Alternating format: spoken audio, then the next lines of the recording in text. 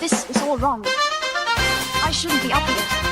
I should be back in school on the other side of the ocean. Yet you all come to us young people for hope. How dare you! Boring. Boring. Boring. Boring. You got it work. Don't tell us what we're going to feel.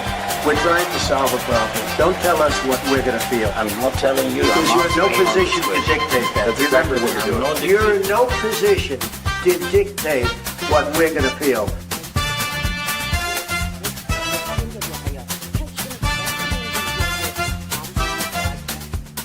I call again for an immediate ceasefire in Gaza, the return of the sausages, the hostages. Once again, Lembit Öpik here on Lembit Öpik Live on Unprecedented TV. Let's get this over with. If you haven't subscribed to Unprecedented TV on YouTube, then please do so. It's free. And when you like and subscribe, it helps us so much in so many different ways with complicated things called algorithms. But basically, it means we can do more things for you. And that is what it's all about, to be the home of free speech all over the world. Now, there's an awful lot else to watch, of course, and I'm not going to advertise those other shows because we have a huge subject to discuss today. Is it the end of NATO? Is NATO about to collapse? Certainly, there seems to be some friction between the organization, which has been mainly behind the organization called NATO, in other words, the United States of America, and the other members. Donald Trump, the president of the United States of America, doesn't seem too impressed with NATO members, and he has made some rather bold statements, if you're watching this live, in the last 24 hours. And he's implying that NATO is useless. I happen to agree with him, but we'll talk about that with my guest in a moment. What is going on here? Is NATO relevant, or are they warmongering fools who still think wrongly, in my view, that Ukraine can win its conflict with Russia? What's the point of NATO? Is it a stabilizing force, or is it making the world worse? Joining me now is a man who can answer all of those questions. It's Dr. Marcus Papadopoulos. Marcus, good to see you. Hello there, Lembit, and what a way 2026 has begun. It's incredible, really. Within a few just days, we're already looking at the potential collapse of NATO. Now, let's set the scene here. NATO's been under a lot of strain, and that's because its leader, I don't even think you can call him a leader, Mark Rutte, their very weird man with a very strange hand gesture. By the way, if Elon Musk did that, then he'd be accused of all kinds of things. But apparently Mark Rutte can do that with his hand and nobody complains. But he keeps going on about war being peace in an Orwellian way. He wants the West to spend 1/20th of all its money on war. He said things like lethal force makes the world safer. He's learned nothing about the arms race, but he's going on moaning about that and seems to be complaining about somebody who he called the daddy. How embarrassing, Donald Trump, and tried to curry favor with him. But it's not going very well for them as far as I can see. It seems to me that they keep having these meetings, coalition of the wilting or the Wallies, as you've called them. What is the big picture here? Let's start with the simplest question. They had another meeting, if you're watching this live, just a few days ago about Ukraine, and they still seem to think they can win. Well, first of all, we shouldn't attach importance to the words of NATO chiefs. For example, the incumbent, Mark Rutte, or previous ones, such as George Robertson, because NATO chiefs are not in charge of NATO. They are mouthpieces. Mark Rutte, for example, has no military experience. He has no military competence. Likewise, George Robertson has no military experience and no military competence. So again, when they speak, they are relaying the words of the real masters of NATO. And of course, we are principally talking about the Americans. As regards the future of NATO, well, it is evident that Donald Trump does not have a favorable opinion on the Western military bloc. And it is conceivable, more than conceivable, in fact, that NATO could demise, and the death of NATO could come about from within. Why? Because the issue of Greenland is becoming more and more serious. It is becoming more and more prominent. If Donald Trump, if America was to annex Greenland, then that would mean the end of NATO. No ifs or buts. It would be the end of NATO. Why? Because it would mean that one NATO member, namely Denmark, has had a part of its territory annexed by another NATO member. So this is a real possibility. Now, that's an interesting point. There's Donald Trump celebrating his Venezuelan gambit. We'll come back to that in a short while. What's interesting about what you've said, and for those who conceivably haven't been aware of this, Donald Trump has said that he might be willing to use military force in order to basically take control of Greenland. And this has led to European leaders to pledge to defend Greenland's sovereignty. I find this all very peculiar because Donald Trump knows that Greenland's in NATO. Greenland keeps saying, we got no problem. The Americans can do anything they jolly well want here. They're welcome. But Donald Trump keeps saying he wants to buy Greenland. And if he can't buy Greenland, he's going to get it. What do you think he's actually playing at? Well, first of all, we need to be aware that ever since the late 1940s, Greenland has been de facto an American state. The Americans have a very large surveillance network in Greenland, and the American Navy routinely docks in Greenland. That is something the Soviet Union was aware of, and that is something that modern day Russia is aware of. So if the Americans do proceed and annex Greenland, it will simply turn Greenland from being de facto a part of America to legally part of America. There will be no change on the ground. But Trump... The Americans, sorry to interrupt you, the Americans actually have a base there, at least one base there, haven't they? They're already fully installed on the island of Greenland.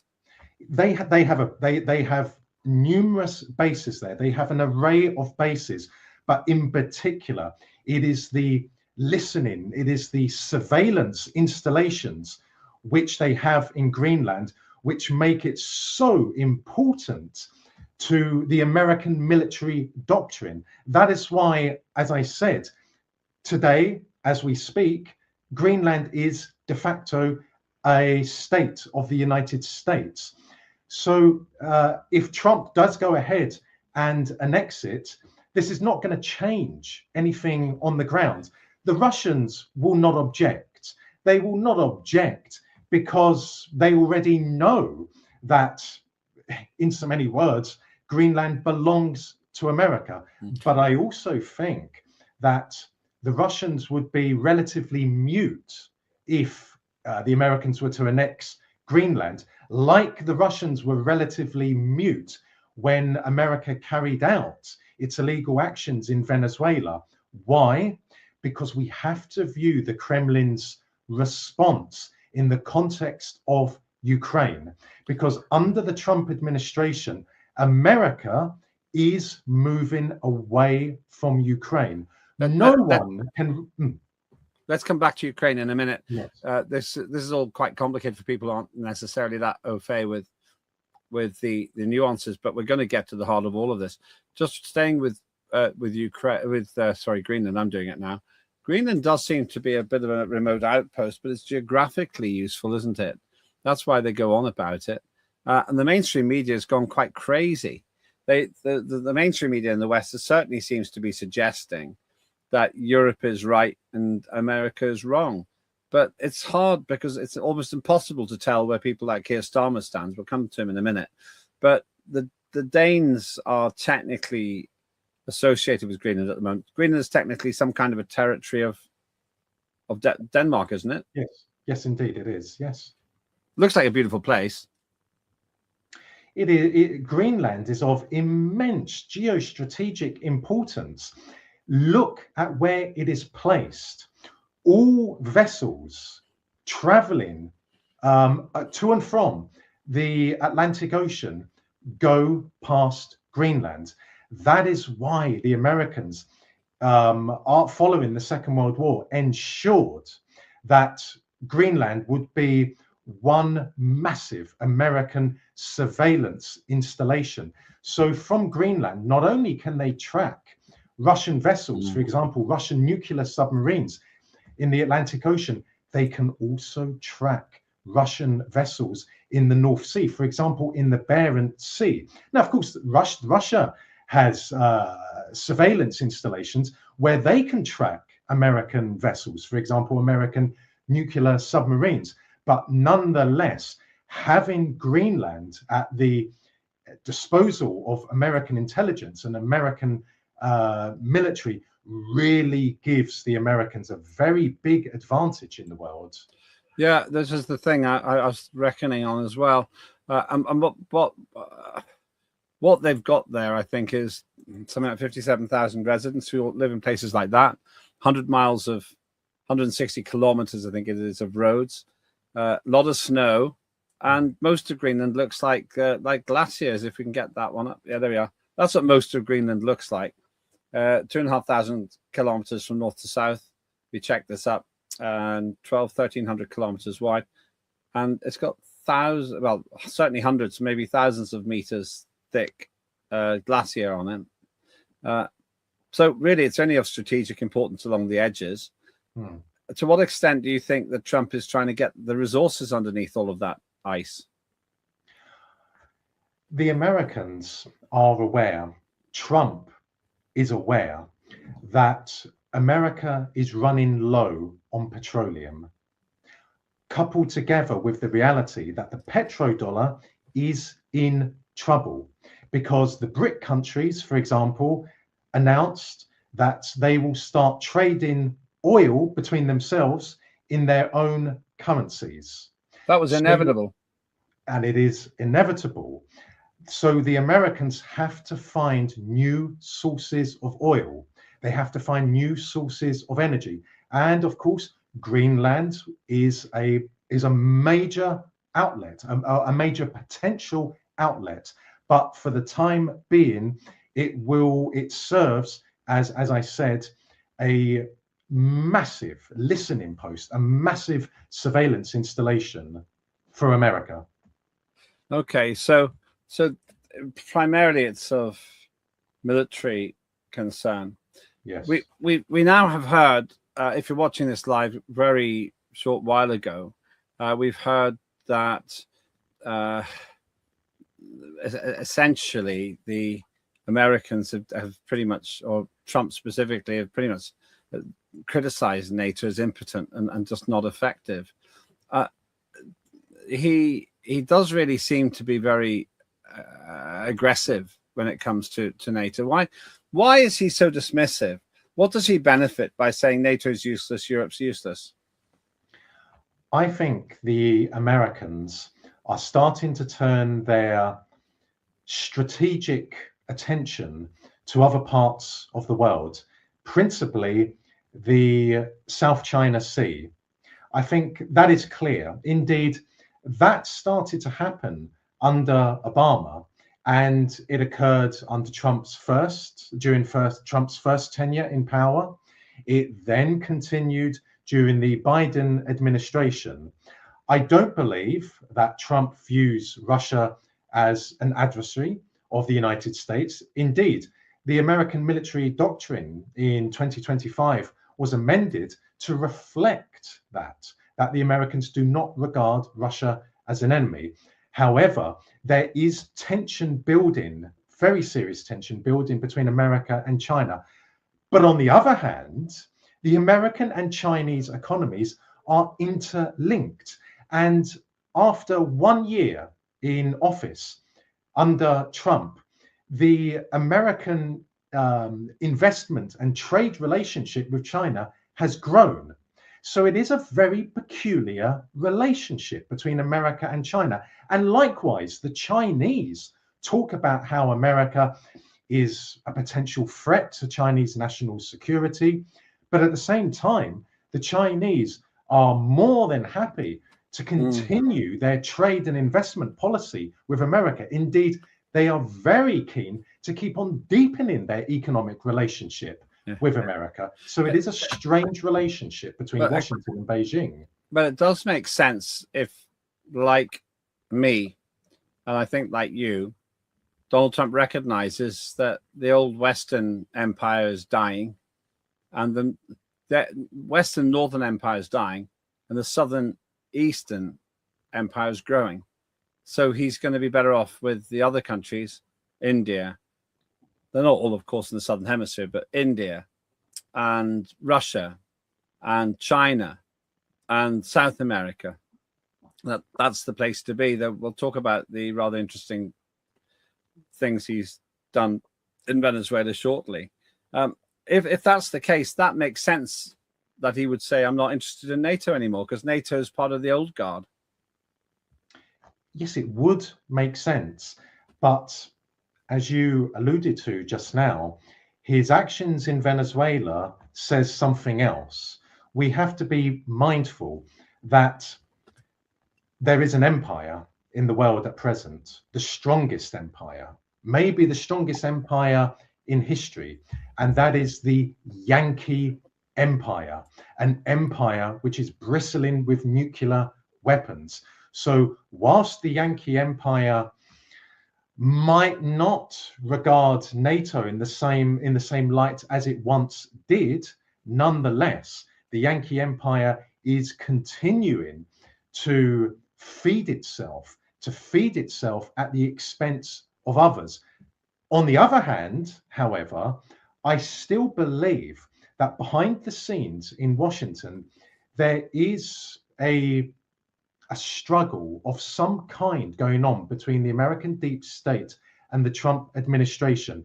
Sometimes the Trump administration gets what it wants, for example, starting to distance America from Ukraine.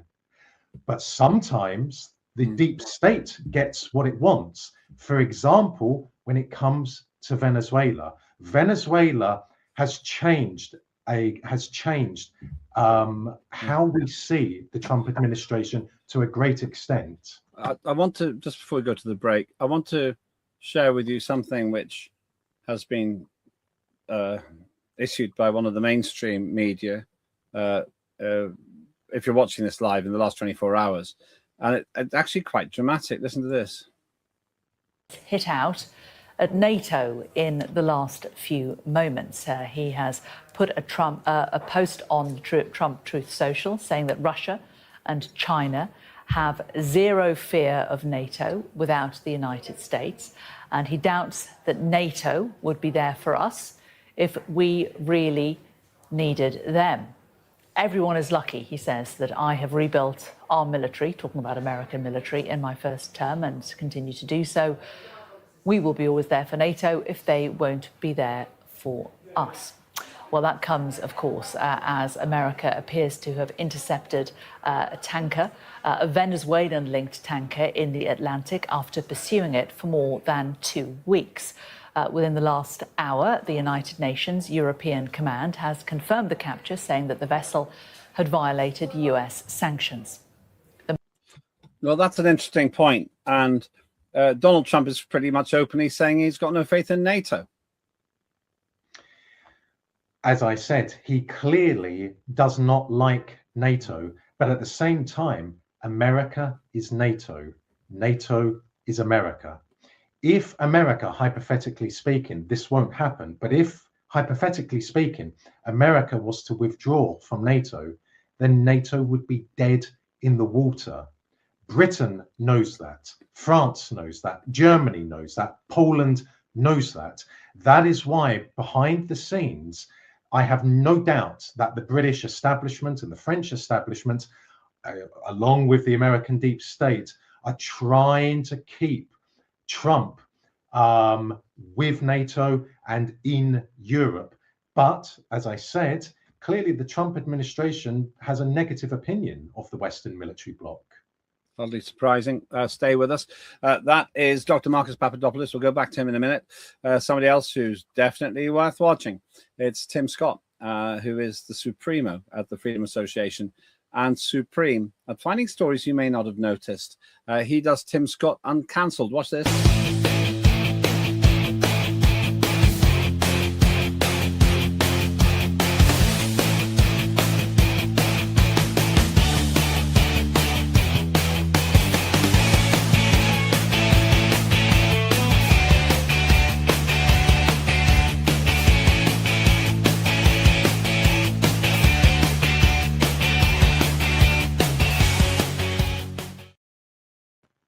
Got Uncancelled, usually on a Saturday, but we're going to increase the frequency with which we put those shows on. Have you noticed, by the way, Marcus, if you watch the British Broadcasting Corporation's news channel, if you watch it for an hour, you see everything twice or four times.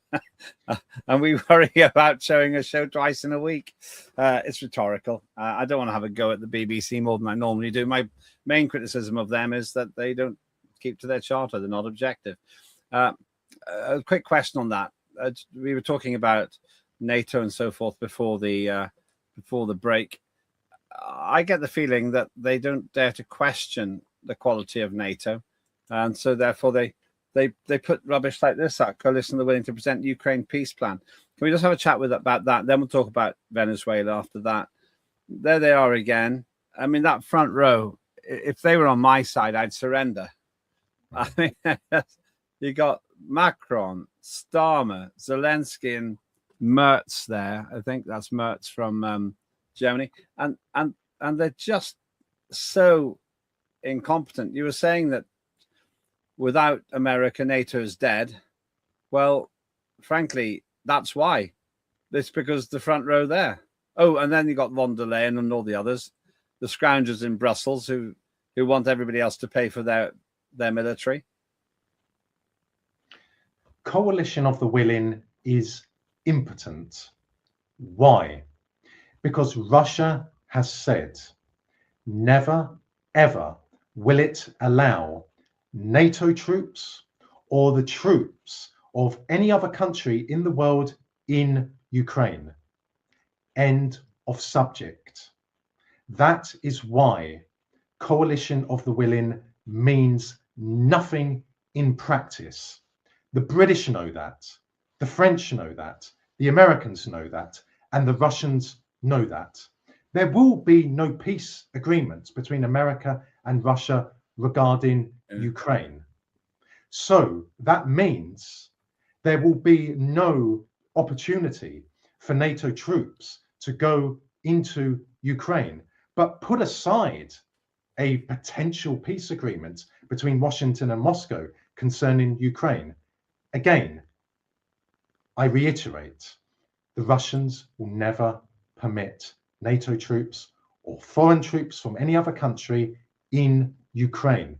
The Russians entered Ukraine. They began their military operation there to ensure the national security of the Russian Federation, to ensure that for example, no other navy could set up bases at Odessa or Oshakov.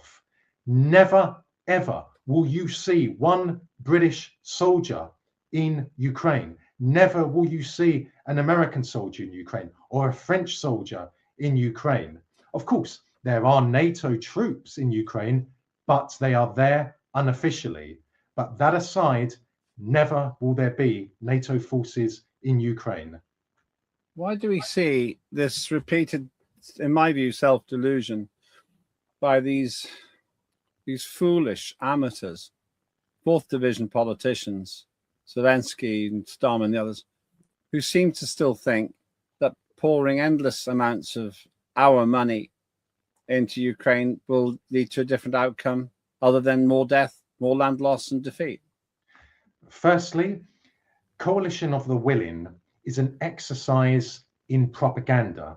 It is a way of the British ruling elite and their French counterparts saying to their respective publics that Ukraine needs assistance. Ukraine is threatened by Russia, and because of that, the whole of Europe is threatened. So it is a way of justifying the billions of pounds, the billions of euros, which have been sent to Zelensky in Kiev. It is a way of continuing further British taxpayers' money, further European taxpayers' money being sent to Zelensky. Secondly, the British in particular, the British ruling elite is the most devious of all elites in the world, along with the French, are trying to put pressure on the Trump administration. They are trying to keep America in Ukraine by saying this, that the British armed forces, the French armed forces are members of NATO. You, America, is a member of NATO. You cannot leave us alone. So it is a dangerous game that the British and the French are playing. As I said, there will be no coalition of the willing troops in Ukraine. But what concerns me, Lembit, is that the British could do something along the Russian border. They could do something in the Baltic Sea. They could do something in the Black Sea that the Kremlin misinterprets or the Kremlin misunderstands. And then there could be a war. Aside from that, but there will not be a World War III, because World War III would mean nuclear war. And the American deep state does not want a nuclear war because it would mean the end of America. So the only chance of there being a war between Russia and NATO, which would mean a war between Russia and America, is if there is a dangerous provocation along the Russian border or in the Baltic Sea or in the Black Sea that the Russians misunderstand or misinterpret. Well, there has been a provocation because the Western media report with pride and joy that Ukraine is making lots of drone attacks against Russia, and then we won't go into all the details, but they seem to be really happy that there are all these problems. Moscow claims hundreds of drones intercepted, all these problems for Russia, and they almost celebrate the assassination of generals and so on in Moscow. Why isn't that a provocation which is causing strain? And why isn't that causing strain between America and NATO as well? Or is it? Well, Western mainstream media is neither free nor independent. It is a weapon, one of the many weapons that the globalists have, and it's one of their most dangerous weapons. And I use the word media in a very loose way, because the golden rule of journalism is impartiality. From day one of the Russian military campaign in Ukraine, nearly 4 years ago, British mainstream media, for example, BBC, Sky News, Channel 4 News, The Times, The Telegraph, The Guardian, openly support Ukraine. Well, that means they're not impartial. That means they're in breach of the golden rule of journalism. Again, impartiality. When it comes to celebrating the attacks, Ukrainian drone attacks on Russia, well, they're not journalists. They are activists. So naturally, they are going to celebrate that. And the Kremlin is very aware of that. And in regard to Ukrainian drone attacks on Putin's residence, or the alleged drone attack on Putin's residence, well, I approach this in a very brutal manner, Lembit. There is a war going on between Russia and Ukraine, a proxy war between Russia and NATO. The Russians call it a special military operation, but it is a war. Therefore, I expect NATO's Ukrainian army to launch attacks inside Russia. It is a war, but you don't expect journalists to be celebrating it. But again, they're not proper journalists. These are activists.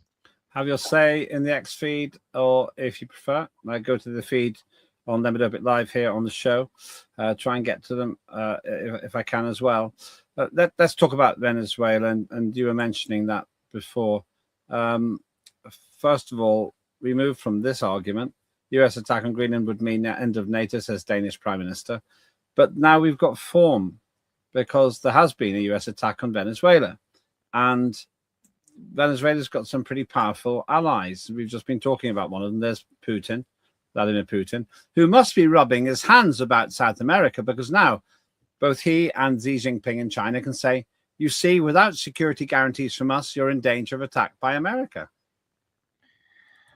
The world has again witnessed another act of American military aggression against an independent sovereign country.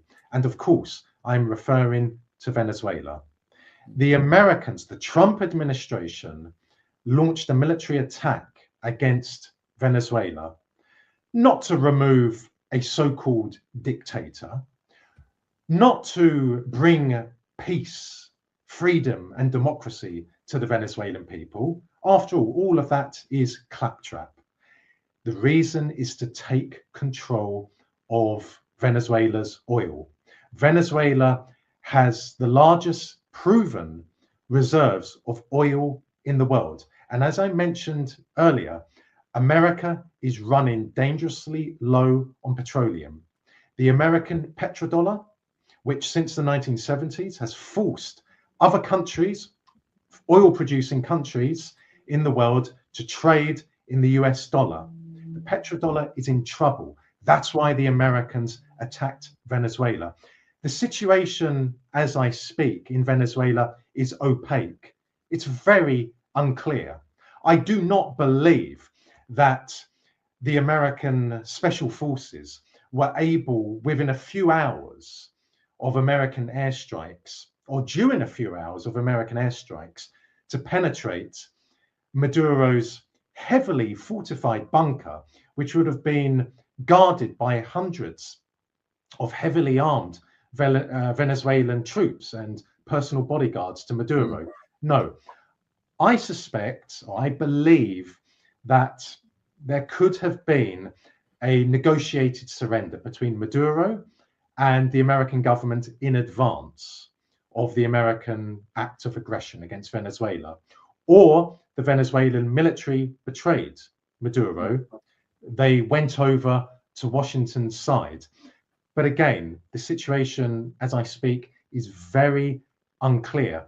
But the Kremlin's response to what happened to Maduro, to what happened to Venezuela, was relatively muted.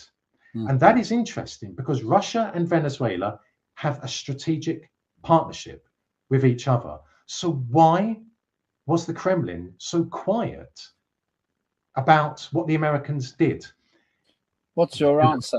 The Russian response has to be seen in the context of Ukraine.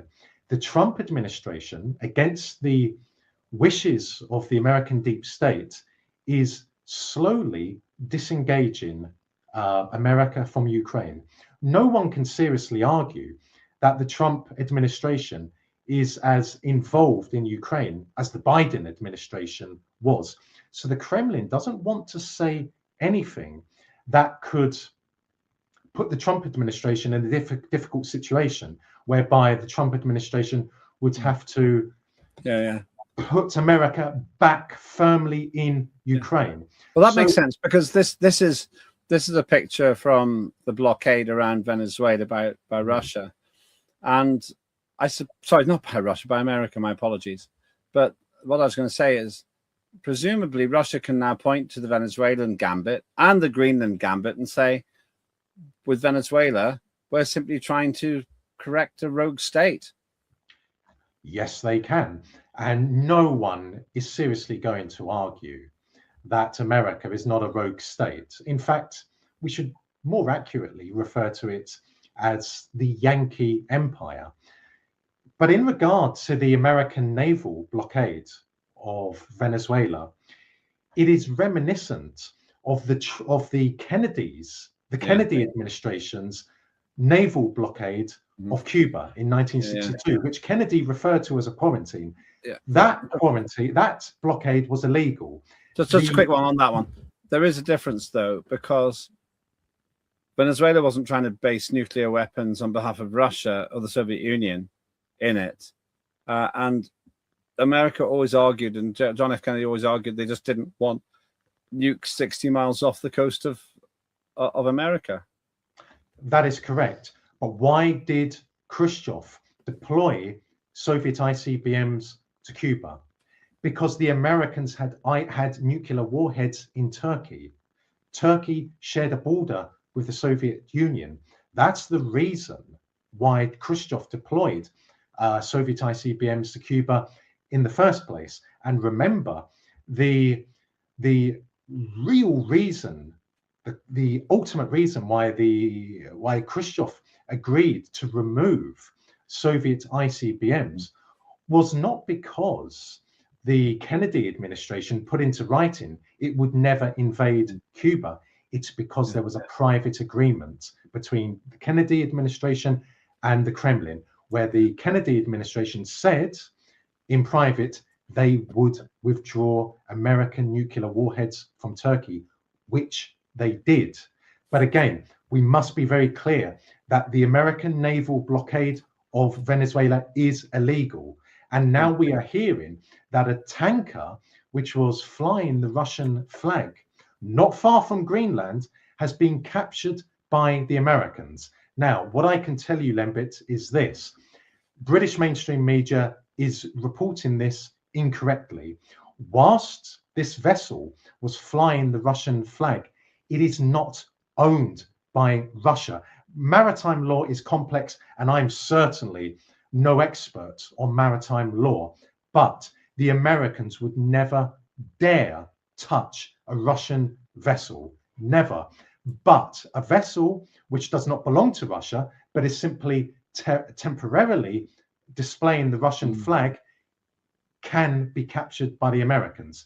And the American surveillance installations in Greenland would have played a major part in the Americans locating, identifying, and capturing this vessel. This is the vessel here, I think. If we can just get that up again. Not sure if we can. I'm not sure this is, I think this is a stock shot. We don't know how much was on it and what was on it. Yeah, that's the one there. But one thing we learn is that the British have been involved in the seizing of this tanker. Now, surely that means that Vladimir Putin can now say, well, the British are also endorsing American activities against Venezuela, so the British can't complain about our special military operation in Ukraine either. It's kind of a convoluted argument, but essentially what Russia can say is, well, America, you've just done it in Venezuela, so shut up. Well, the American ruling elite and the British ruling elite are the principal violators of the United Nations Charter and international law in general. Why do you say that? Why? Well, for example, let's take the last 30 years. Look how many countries, America and Britain, attacked, militarily attacked, either invaded or bombed or sanctioned or carried out coups in. From the Federal Republic of Yugoslavia to Iraq, to Libya, to Ukraine in February of 2014. They violated the independence and sovereignty of Ba'athist Syria under President Assad by arming to the teeth Islamist terrorists and other jihadists and sending them into Syria from Turkey. America and Britain do not have a legal leg to stand on when it comes to international law. The British, of course, proclaim themselves as the defenders of international law. No one listens to that in the world. The problem, Lembit, is that in their defense, the British ruling elite have American military muscle. And the Americans believe in one thing: might is right. And I will say this about the Trump administration. I respect them for being honest, because they openly express disdain for the United Nations Charter and international law. They openly say, we will do what we want. Now, Obama, Clinton, and Bush, they were all as violent in their actions when it came to American foreign policy. But on the surface, they said, we respect international law, etc., etc. But as I said, they were just as violent. But at least the Trump administration is more honest. But nonetheless, with what happened in Venezuela, the Trump administration demonstrated a brutal approach, a very cynical approach. Whether the American deep state forced the Trump administration into doing that, I have no idea. Possibly, but that is not to excuse Trump, Vance, Hegseth, and Rubio, because all four men are now criminals under international law because of the military aggression they unleashed on Venezuela and because they captured the legitimate leader of another country, a president of another country. That's your claim. It hasn't been tested in court, but I understand why you say it, and it's no stronger than the accusations made against others, others who aren't considered friends of the West. One of the points I make in passing is, if America can arrest Maduro for claims of corruption, nothing's been proved, then why can't Russia arrest Zelensky for claims of corruption too? There's a certain symmetry to that. There are, of course, people who are totally immersed in the propaganda of the West would think that's an appalling analogy. But Maduro has not yet been found guilty, and he was abducted from his country. He says kidnapped. And in the same way, Zelensky hasn't been found guilty of corruption, but a lot of people around him seem to have a lot of corruption questions to answer. The reality concerning the American ruling elite and the British ruling elite can be summarized as follows. One rule for me, another for thee. Can you imagine the response of British mainstream media, for example, if the Russians captured Zelensky and said he would be put on trial? Can you imagine the ferocious response? But when it comes to Maduro, their response is muted. And isn't it interesting that their response is muted concerning a foreign leader who did not align his country's foreign policy with that of the West's foreign policy objectives? How coincidental? Well, of course, it's not a coincidence. When will an American president or a British prime minister or a British monarch be put on trial for war crimes and crimes against humanity? Who supported Islamist terrorist groups in Bosnia?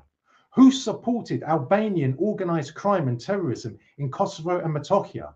Who invaded Iraq? Who placed sanctions on Iraq, which caused the deaths of hundreds of thousands of Iraqis, including a great many children?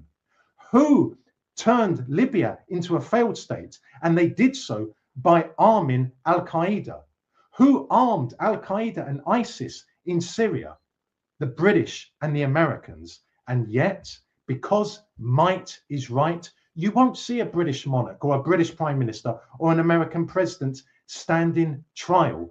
That is a sad reality. But the Russians will turn around and say that is why Russia is taking the action in Ukraine. You can never trust one word which emanates from the mouths of Western leaders, even if they put it into writing. Even if America was to put into writing that Ukraine would never be admitted as a member to NATO, the Russians would never believe that, because the Americans violate agreements. They violated the anti-ballistic missile. They withdrew from the anti-ballistic missile treaty with Russia in 2002.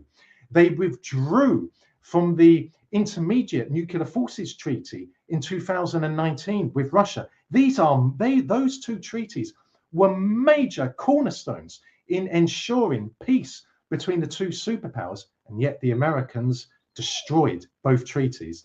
No, you will see the Russians take any action they want in Ukraine, any action. Finally, is this the end of NATO? The US attack on Greenland would mean end of NATO, says Danish Prime Minister. But even before that, with Donald Trump saying that NATO won't defend America and clearly expressing cynicism and exasperation with NATO, is NATO finished, do you think? I don't believe it is finished. There will not be an attack on NATO. So on that basis... NATO... An attack on NATO or an attack on Greenland? Well, when I should have been clearer, yes. There will be no Russian attack on NATO. Oh, right. However, as I said earlier, if America is to annex Greenland, then NATO is dead. So that is one way NATO could die. America will not withdraw from NATO. The American deep state will simply not permit Trump to do that. But there's another way NATO could die.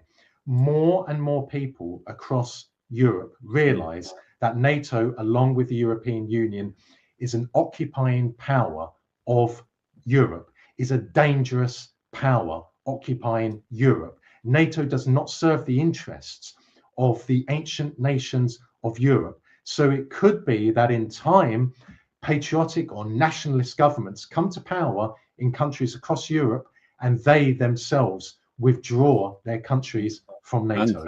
And this man, Mark Rutte, all at the best of times, still heads up NATO. but Lembit, he's no different to George Robertson. I mean, if people don't know who George Robertson is, he's a British Labour parliamentarian who, to say is stupid, is a gross understatement. The man is an absolute imbecile, and yet he was made NATO chief. Mark Rutte is an absolute imbecile. Just listen to Mark Rutte speak. Listen to George Robertson speak, and you can only conclude one thing. The pair of them are complete and utter major morons. What does George Robertson and Mark Rutte know about military affairs? Nothing. They don't need to know about military affairs. All they need to do is read from a prepared script, and they are paid a great deal of money for doing so. Always a great pleasure to have you on the show. Not everyone will agree, of course, but we're into free speech here, and overall we hope to find a balance. Dr. Marcus Papadopoulos, many thanks for your time. That is Dr. Marcus Papadopoulos. You have your say as well. Maybe you disagree with every word you said. That's the beauty of free speech. You don't have to agree. You have to think for yourself. My personal view is that many precedents have now been set by the West, which to some extent vindicate the actions of Russia. Because if America can abduct a leader of a country with 30 million people living there on the basis of criminality, Russia could say, that's pretty big incursion into another country's affairs. And that's one reason we're feeling a bit more justified in what we're doing in Ukraine. But you may have a different view. Over time, we'll try and get into that. Do please watch Warren Thornton's daily review as well. He often covers these points. And please like and subscribe at Unprecedented TV on YouTube as well. So much to watch here. Do please share, copy. You'll never get into trouble with me in copyright terms.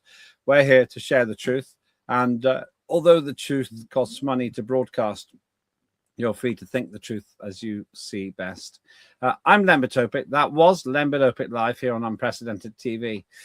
Have a good day.